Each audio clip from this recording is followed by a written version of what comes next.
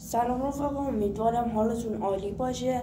امروز اومدم با آموزش ادیت با موبایل با برنامه اینشات، آموزش 0 تا 100 برنامه اینشات، کار کردن با برنامه اینشات و خیلی آموزش کاربردیه.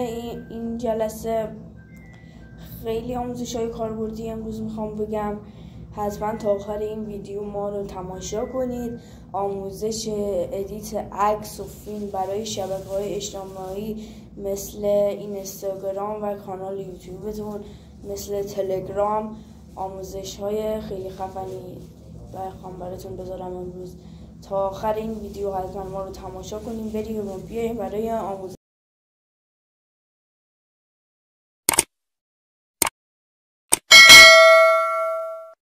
خب رفقا، امیدوارم حالتون عالی باشه.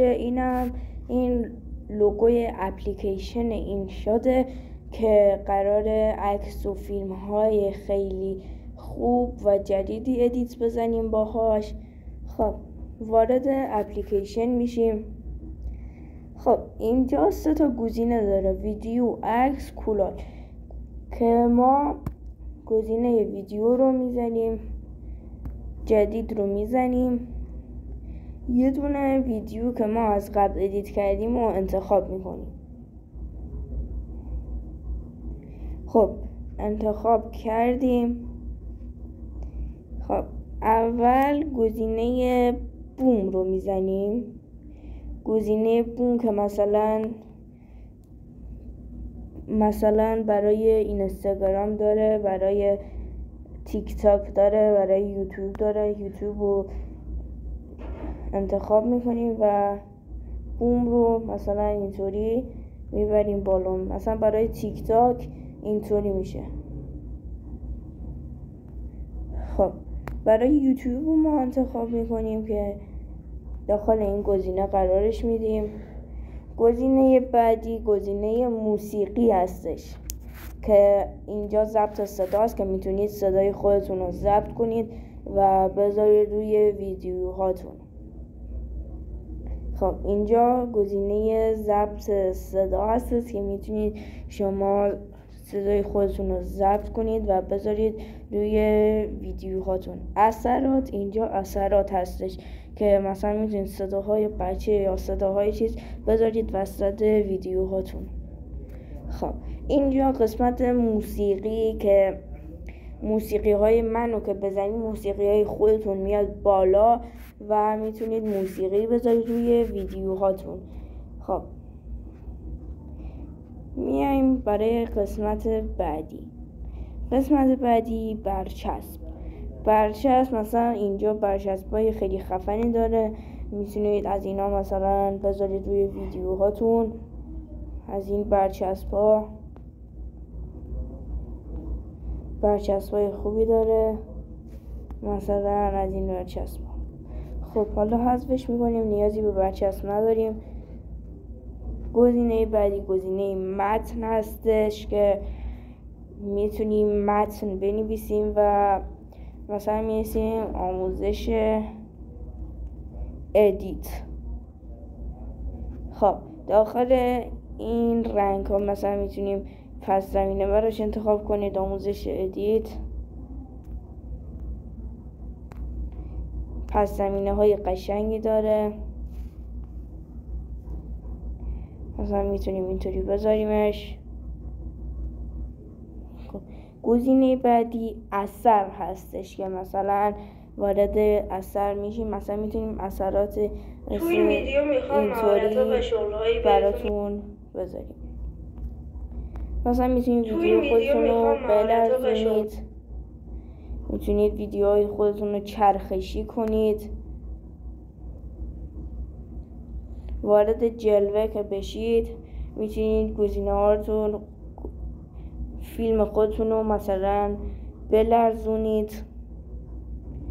این همه از گزینه اثر. گزینه بعدی فیلتر هستش که روی فیلتر که بزنیم میتونید مثلا فیلم خودتون رو سیاه‌سفید کنید یا هر رنگ دیگه. خب ما همون اصلی رو انتخاب میکنیم. خب گزینه بعدی PIP که میتونید روی گزینه PIP که بزنید مثلا میتونید یه دونه عکس یا فیلم دیگه ای، حالا روی گزینه عکس میزنیم یه دونه عکس مثلا بندازید روی ویدیو. خب این عکس که میتونید بندازید. حالا میریم روی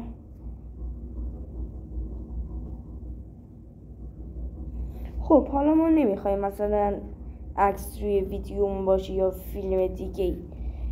گزینه بعدی پیش برش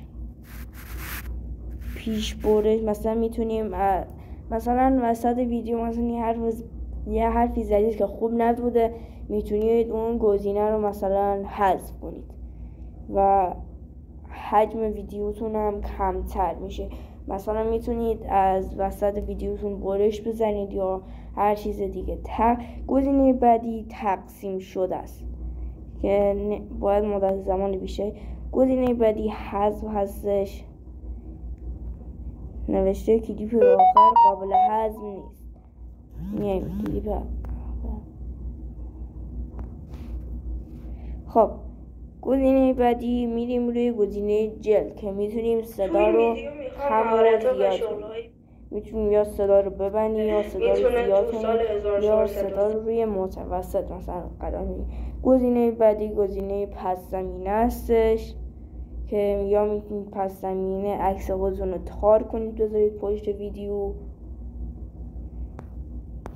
یا عکس های دیگه ای مثل اینا. خب مثلا اینو قرار میدیم. گزینه بعدی سرعت که میتونید سرعتش رو زیاد کنید. سرعت هم مثلا یه تیکه از ویدیوهاتون رو زیاد کنید. محصول رو میزنیم، مثلا محصول میتونیم از فیلمتون برش بزنید کنیدش یه تیکه. گزینه بعدی جابجایی که نمیاره. گزینه بعدی برش هستش که مثلا داخل گزینه PIP که میزنید یه عکسی میاد روی ویدیوتون، الان مثلا برش رو که بزنید اینطوری میشه، تمام چیزای پشت سرتون حذف میشه. گزینه بعدی ماسک که میتونید مثلا شکل خودتون رو به مربع درارید، به قلب درارید، به مثلث درارید، به هر چیزی که چیزتونید میشه درارید، یا به مربع یا به مثلث یا به قلب. خب گزینه بعدی کدورت که میتونید عکس خودتون مثلا یکم کدر کنید، محو میشه. نگاه کنید حالا ما میزنیمش رو 100. جای گزینه بعدی جایگزین شدن که مثلا میتونیم یه دونه عکس انتخاب کنیم میاد روی عکس ما. گزینه بعدی چرخش هست که فیلمتون رو میچرخونه. نگاه کنیم میچرخه. گزینه بعدی انجماد هستش که مثلا یه تیکه از ویدیوتون رو یواش میره، مثلا انجمادش میکنه دیگه. مثلا یه تیکه از ویدیوتون رو انتخاب میکنید، برش میزنید، اون یه تیکه رو یواش میره، کند میشه.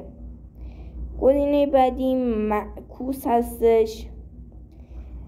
معکوس رو که بزنید فیلمتون برعکس میشه، یعنی از آخر میاد به اول، از آخر به اول تماشا میشه. خب بچه ها این هم از ادیت ویدیو. میریم برای ادیت عکس. خب عکس رو انتخاب میکنیم.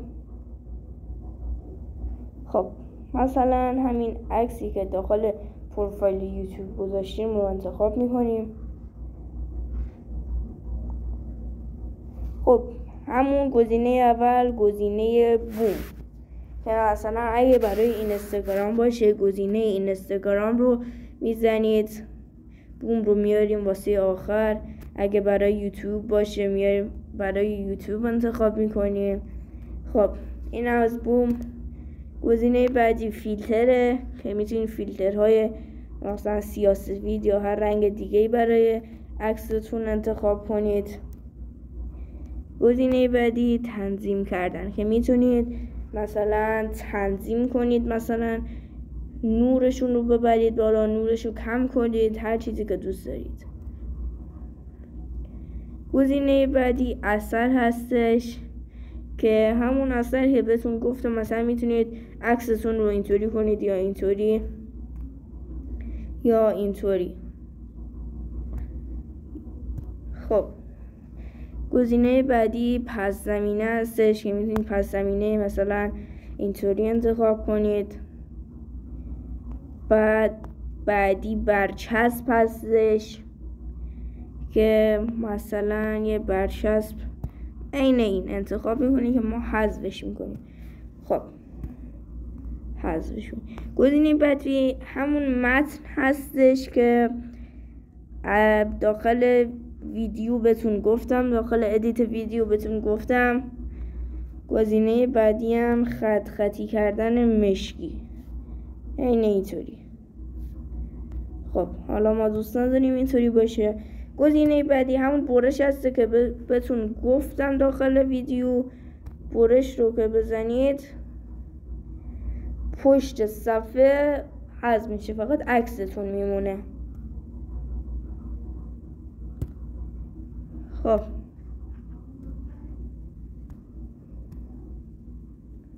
یکم اینترنت ضعیفه، باید وایسیم تا بیاره.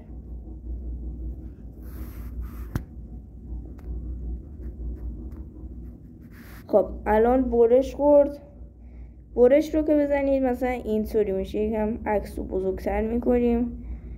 خب گزینه بعدی همون PIP که بهتون گفتم، میتونید عکس اضافه کنید بهشون. گزینه بعدی محصول، میتونید مثلا ازش حذف کنید، مثلا اندازه گیری میکنید حذفش میکنید. گزینه بعدی قاب، میتونید عکستون رو مربع شکل کنید، عکستون رو قلب کنید که همون عین ادیت ویدیو که بهتون گفتم. گزینه بعدی هم چرخش که بهتون گفتم، میتونید عکستون رو برعکس کنید، بالاش کنید. خب بچه ها اینم از آموزش ادیت عکس و ویدیو.